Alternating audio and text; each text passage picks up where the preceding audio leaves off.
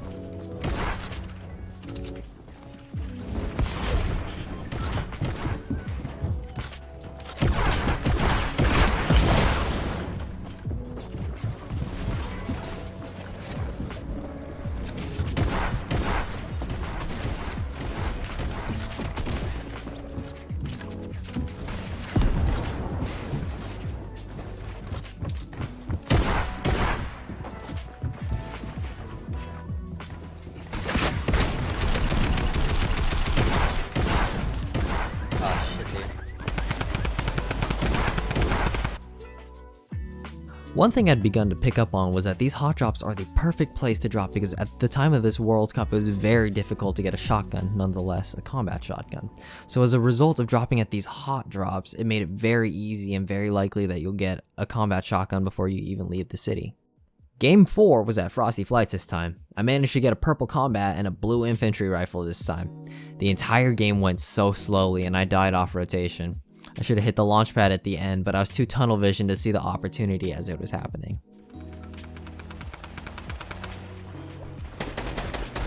Yo.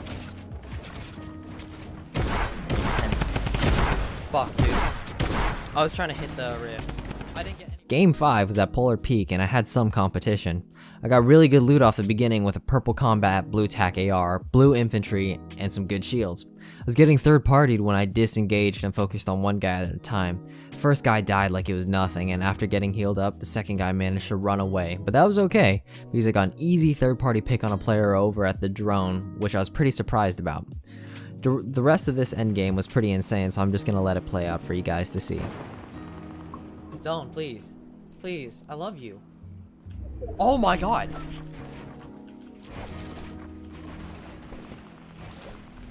Did you see zone? Yeah, holy crap. Oh, your mats are getting low.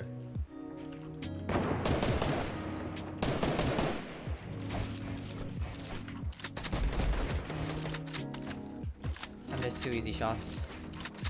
Damn. I missed 3 easy shots.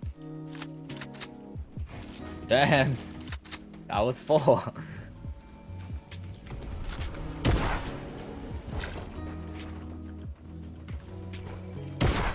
you hit that. You're hitting the shots that can't get you a kill, but you're not hitting the shots that can get you a kill. Someone just built up on me. Wait.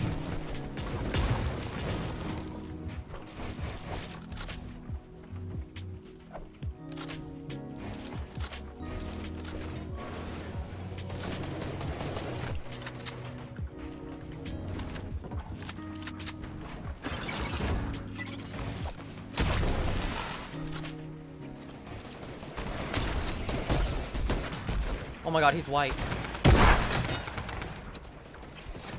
Oh. He's white again. Dead. Nice. Another point. 3 mats. Is there even a match, Matt? That's a good amount of mats. And I got zone. I literally can't see your mats and the cat just sitting in front of my screen.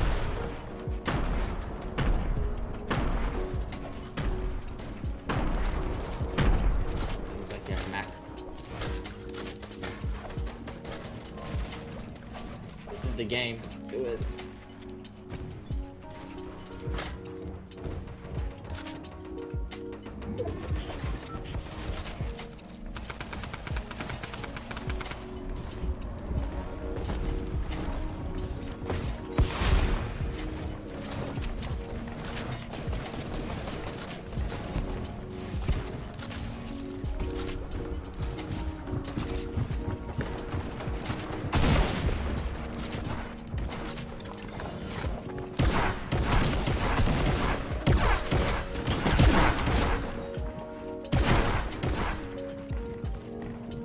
Ooh, nice.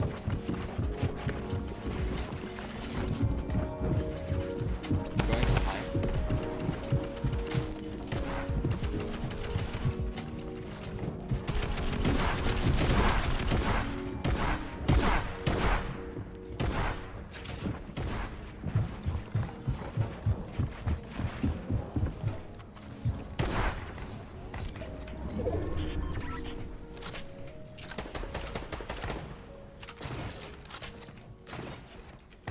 Oh, that's more points. Watch it. Do it. Oh, it's white. Oh, nice.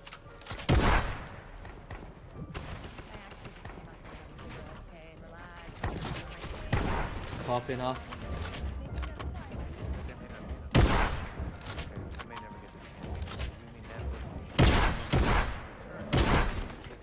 Another one.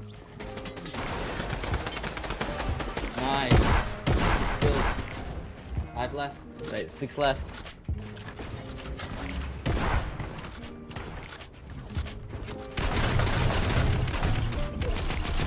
Got this.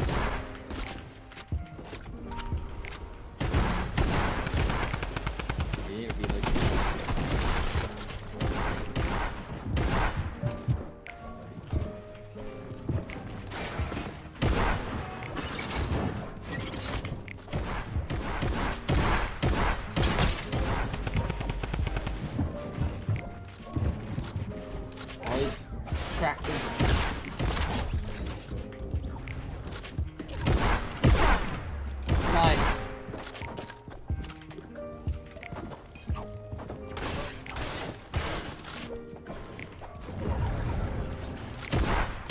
Oh man, I got 3rd place with 7 kills.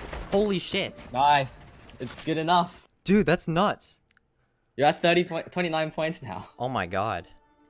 Game 6 was a happy Hamlet again, and I dropped on a house and got a 50-50 fight, and this is how it went. I can't tell because it's not in game.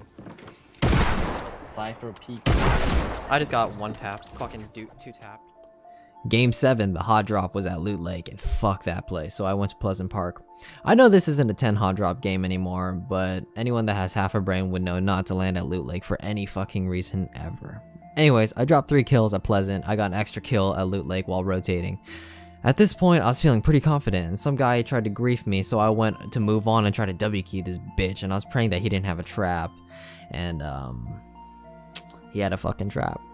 Game 8 was hot at Fatal Fields, and this shit went to shit. The 2 places you should never drop are Fatal and Loot Lake. I had no shotgun the entire time, and I was hiding around the cornfield just trying to escape the position I was in. Ultimately, I died to being low HP, low mats, and not having great loot. The biggest problem with Fatal Fields, in my personal opinion, is that there's so much open field to this, and there's not much real cover. So the cornfield does provide decent cover, but when people are chasing you or they're building and breaking down all this cornfield brush, it just makes it so difficult to maneuver and work your way around. Game 9 had a hot drop at Lazy Lagoon, and I never dropped there, so I was not going to risk it like I had with Fatal Fields. So I went to Pleasant Park instead, because that's my normal go-to spot. Most of the open game was super chill, and I'll skip that boring part. Nothing actually happened there. The end game was at Sunny Steps, and there were a ton of players by moving zone, and this was actually the first game that I encountered the Storm Surge. One guy heavy sniped one of my walls and tried to spam me with a drum gun, and another person saw an opportunity to AR me in the back while I was focusing on this person, and that's how that game got put away, with 0 points. Game 10 was at Paradise Palms, and I killed one dude who thought he was slick with his tactical shotgun, and the other guy in Paradise made me work a little bit for the kill, but I managed to finish him off with the last round of my combat shotgun.